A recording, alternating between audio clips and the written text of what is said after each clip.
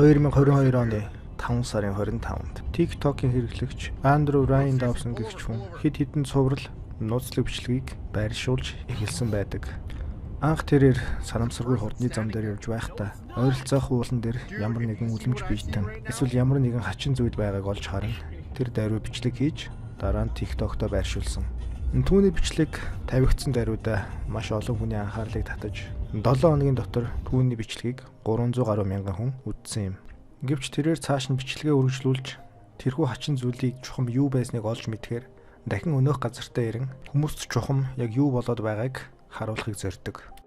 Өмнөх өдөр нь уулан дээр харагдсан тэрхүү хачин авраг биетэй зүйл маргааш өдөр нь ямар ч ор сургаггүй алга болсон байсан бөгөөд харин цэргийн нисдэг тэргүүд тэр хаваар эргэлдэж ямар нэгэн зүйлийг хайж байгаа гэдэг нь илт байсан юм.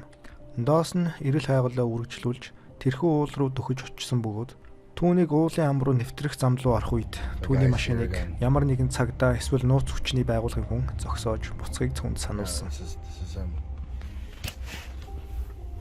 What's going on?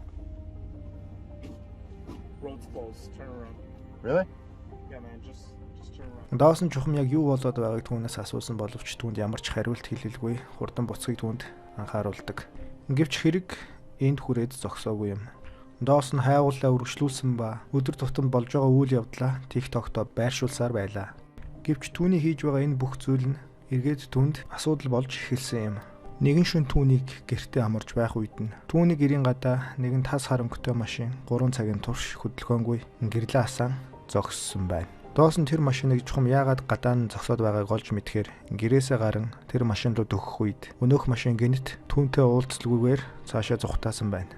Үүнээс хойш Доосны бичлэг хэд хэдэн өдөр дараа нь хэдэн 7 хоногоор тасарч эхэлсэн бөгөөд төд удалгүй сарын дараа тэрээр өөрийн TikTok-то нэгэн бичлэгийг байршуулжээ. Гэвч энэхүү бичлэг дээр харагдсан Доусон урд нь харагдсан Доусноос шал ондоо байсан бөгөөд түүний нүд үе үе камерын зүүн тал руу харж байгаа нь анхаарал татсан бөгөөд тэрээр яг л хэн нэгнээс зааварчилгаа авч энэхүү бичлэгийг хийж байгаа мэт санагдаж байлаа.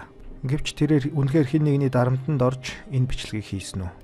Энэхүү бичлэгийн тайлбар дээр ярихдаа тэрээр миний оруулсан бүх бичлэгүүд нь ямар нэгэн бодит зүйл огт биш бөгөөд энэ бүгдийг би өөрөө зохиосон хэмээн ярьж байгаа амны хөдөлгөөн болон түүний байга байдал нь цаанаасаа хэн нэгний дарамтанд орсон байна гэдэг нь илт харагдаж байлаа. 5 сарын 17 бичлэг тавигдсанаас хойш сар 7 хоногийн дараа Доосон энэ удаагийн бичлэг дээр маш айсан байдалтай ямар нэгэн зүйлээс зүхтаад байгаа мó гэж харагдмаар байдалтай харагдсан бөгөөд энэ тэрээр ярихдаа миний оруулсан бүх бичлэгүүд үнэн шүү. Би энийг зохиогоогүй. Та нар намайг дахиж бичлэг оруулахыг бараг харахгүй байх хэмээн яриад бичлэг нь тасардаг. You might not see me post ever again. My videos weren't fake. Түүний хамгийн сүүлчийн бичлэг энэ өдрийн маргааш нь орсон бөгөөд харин өнөөх авраг биет харагдсан гэх уулан дээр ямар нэгэн байгууламж байгааг дүрс бичлэгээрээ харуулдаг. Тэрээр ямар хачин юм бэ? Энэ өчигдөр энд байгаагүй шүү дээ. Юу юм болдоо гэж хэлээд түүний хамгийн сүүлчийн бичлэг энэ хүрээд зогссон байна. Үүнээс хойш түүний TikTok дээр ямар ч бичлэг дахин ороогүй бөгөөд Доосноос чухам юу тохиолсныг хэн ч мэдэхгүй байлаа.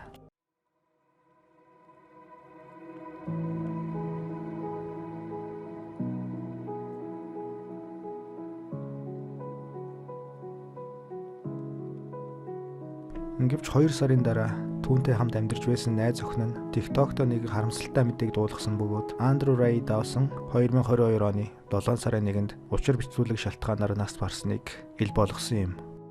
Энэ бол дэлхий дээр болж байгаа хачин зүйлсүүдийг олон түмэнд ил болгосон whistleblower-уудын нэг буюу шүглүүлэгчдийн нэг Andrew Ryan Dawson-ы илчлэл байсан ба өөрийн бичлэгээрээ дамжуулан үлэмж биетнүүд бидний дунд байгааг нутлах гэсэн баатар гэж хэлж болохоор хүн юм. Ямар ч тач тэрхүү уулан дээр харагдсан зүйл нь жирийн хүмүүс мэдэж болохгүй. Тэрч байтугай бүр харах ч ёсгүй зүйл байсан гэдэг нь Доосонд тохиолдсон хэрэгээс харагдаж байгаа юм. Түүний үхлийн ард магадгүй засгийн газар тагнуулын байгууллага байхыг ч үгүйсэхгүй. Хэрвээ энэ бүхнийг тэрээр зохиосон хуурамч зүйл байсан бол түүний TikTok дээрх бичлэгүүд одоо хүртэл байх байсан гэж юу? Түүний TikTok дээрх бичлэгүүд одоо хүртэл устдаж чадаагүй шалтгаан нь гэвэл нэгдүгээрт TikTok-ыг Америкчууд бүтээгээгүй.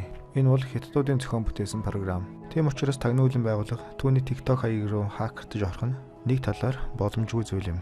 Эсвэл нэгэнт ил болж олонд цацагдсан бичлэгийг тэд устгахыг хүсээгүй байж болох юм. Мөн Dawson энэхүү бичлэгээс хойш ердөө 2 сарын дотор өгсөн нь гарцаагүй үүний ард нууц хүчний байгууллага байсан гэж сэжиглэхэд хүргэж байгаа юм. Түүний ямар их дарамтанд орсон, мөн ямар их айж сандарч байгаа нь түүний бичлэгүүдээс тод харагддаг бөгөөд найз охин нь өөрийнхөө TikTok дээр оруулсан бичлэгтэрээ хүртэл ярихдаа ямар нэгэн зүйлээс айж төгшсөн байдалтайгаар Dawson-ы бичлэгүүд бол зохион бол байсан. Үүний ард ямар ч тагнуулын хүчнийхэн байхгүй гэж ярьсан нь нэг талаараа өөрийгөө хамгаалж байгаа. Мөн ард гэрт нь ямар нэгэн зүйл болохоос өөрчлөлтсөн сэрэмжилж Dawson-д тохиолдсон зүйл мөн өөрт нь тохиолдохгүй гэж айсан хамгаалтын арга хэлбэр гэж харж болохоор байна.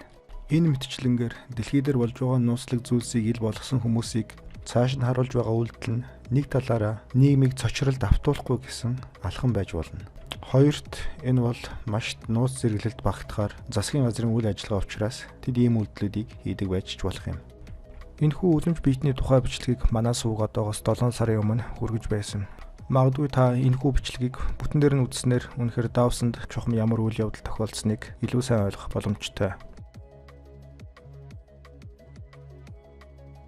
Египт бол дэлхий дээрх хамгийн нууцлаг газруудын нэг гэхэд хинч маргахгүй. Гизагийн пирамид болон Спинксийн хөшөө гэх мэт нууц нь одоо хүртэлх тайлагдаагүй олон зүйлс энэ улсад оршиж байдаг.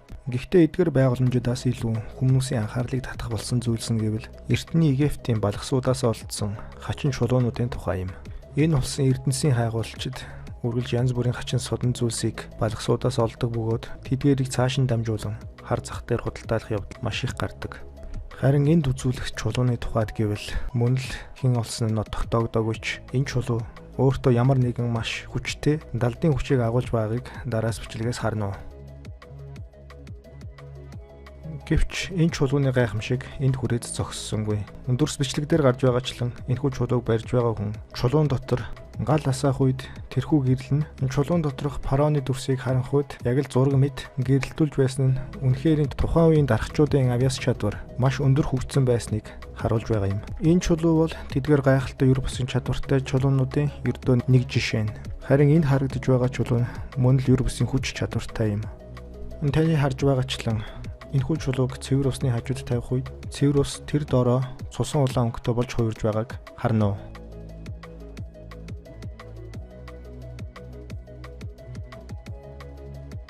Уг бичлэг интернетэд тавигдсан даруй хүмүүс тэр доор маш олон сэтгэлдэл үлдээж чухам яаж усыг ингэж улаан өнгөтэй болгож байгааг гайхацгааж байлаа. Гэвч энэ чулуу нь ганц усыг ч улаан болгоод зогсохгүй. Түүний дэргэд байршуулсан шилтэй колог тавих үед тэр доороо шилтэй колог